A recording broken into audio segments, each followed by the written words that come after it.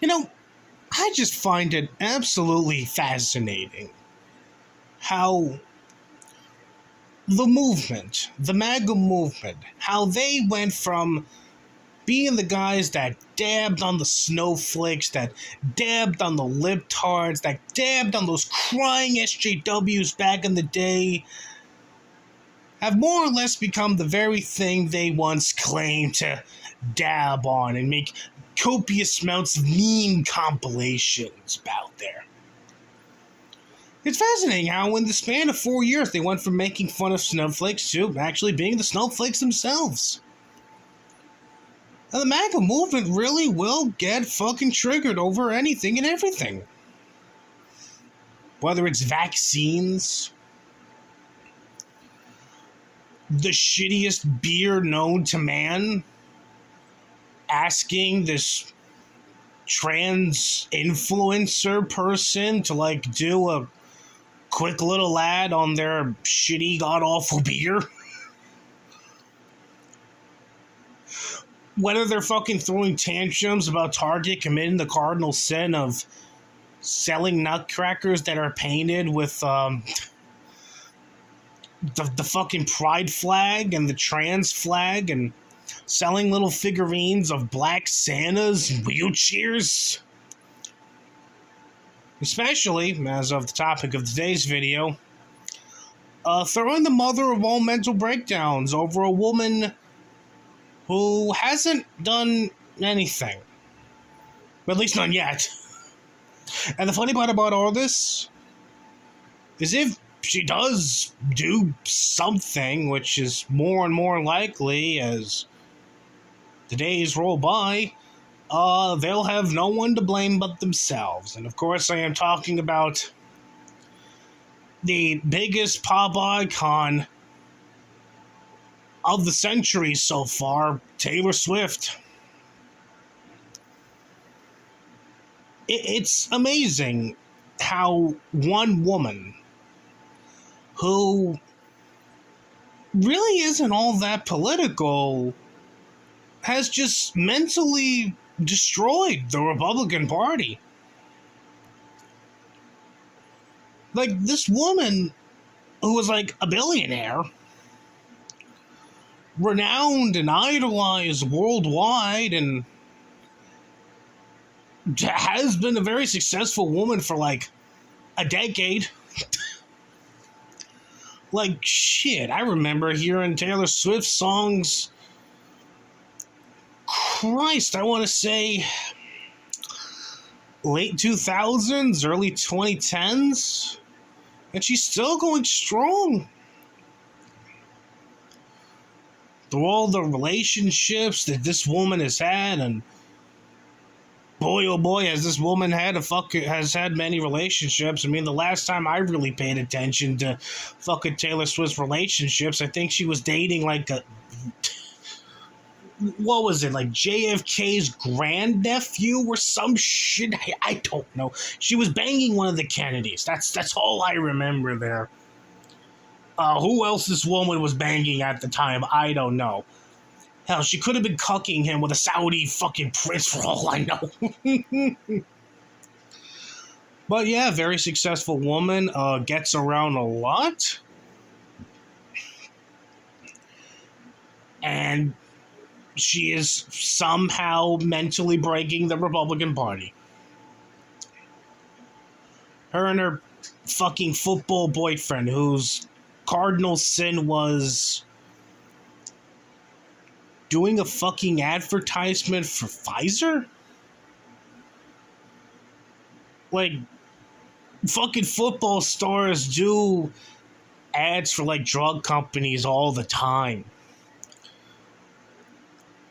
Like, I'm honestly like expecting in the next 20 years or so for like fucking Tom Brady to do a fucking advertisement for some arthritis medication. Like, it's really not that common, but because this guy is now banging Taylor Swift and he apparently did one advertisement for Pfizer, he's now the most hated man in America. At least according to these conservatives. And they really want to paint Taylor Swift as like some NK Ultra operative. Which again, this is just a woman whose cardinal sin is encouraging people to vote. Like, she's not even suggesting like who people should actually vote for. She's just encouraging people to vote. And in 2020, she like endorsed Joe Biden and made a tweet scared about fucking abortion rights being taken away after Roe was struck down by the Supreme Court. Like, that's pretty fucking lackluster in the grand scheme of things. Like, really though, like for real. But they really do want to paint her as public enemy number one, and I'm all for it. I mean, it will be absolutely hilarious if, well, okay, when Taylor Swift does inevitably endorse Joe Biden for president, that Joe Biden wins. Like, I'm pretty confident that Joe Biden's going to win re-election, but if it turns out that the main reason why Joe Biden won re-election was because of the fucking Swifties, because of Taylor Swift's fan base, then I am absolutely going to laugh my ass off. I am absolutely going to laugh my ass off that Taylor Swift fans are the reason why Joe Biden got another term as president of the United States. And again, at the end of the day, Republicans will only have themselves to blame. But it really doesn't matter for the Republicans. They don't need to worry about Taylor Swift and her fans, because according to some of them, they got their own secret weapons. Oh yes, they got something even better than Taylor Swift, according to some of these people. They got fucking Ted Nugent, Kid Rock, and Vanilla Ice himself. Because when I think of music that the kids, that the youngsters, that the, late Gen Z and early generation Alpha Kiddies are into, it's not, Taylor Swift or The Weeknd or any of them. No. It's definitely one-hit wonders like Vanilla Ice and Ted Nugent and Kid Rock there. Even Chubby Checkers, the guy who made the Let's Do the Twist song. Because apparently he's still alive. I don't know how. He looks pretty good. I think he's like in his late 70s, early 80s, but he looks pretty good. That's who the MAGA crowd has in their camp right now. And according to some, that should be enough to combat Taylor Swift and her fan base there. Okay. If it helps you sleep at night, I guess. I don't fucking know.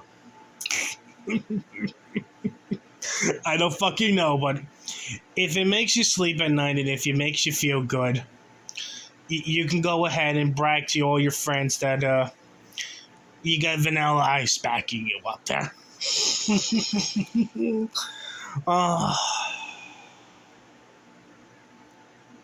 We're not even into... We're barely into fucking February. There, I mean, we really are. We're barely into fucking February, and already this is going to be one hell of a fucking year. And boy, oh boy, am I excited to see what the hell's going to happen next. Because remember, as I said earlier, we got 9 months left to go before the big day, before Election Day in November. 9 whole months left to go, so let's see where this fucking crazy train takes us next. Oh, this is going to be a fucking catastrophe, but baby, I am all for it.